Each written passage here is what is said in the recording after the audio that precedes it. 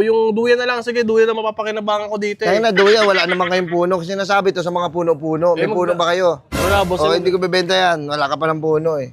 Tayo naman yung nature trip nga kami, boss Tapos eh. Duyan ka, baby ka ba? Pang baby lang ba yan?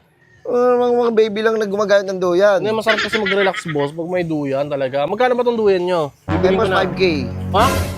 Ano? Magkano pa? 5K. 5K? Ha? Parang Kasi, overprice naman ata kayo, boss. boss, hindi overprice yung boss kasi gawang Pinoy yan.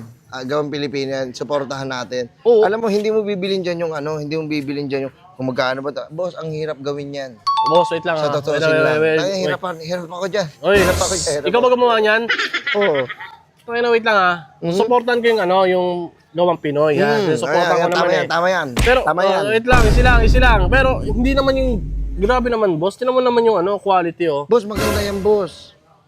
Hindi Basahin mahal mo yan? masyado. Overpriced masyado, boss eh. Eh, kahit na, sabihin natin, pinaghirapan mo, yun tamang presyo naman sana, boss. Hindi yung ganyan. Sige, Tingnan mo. 4-5.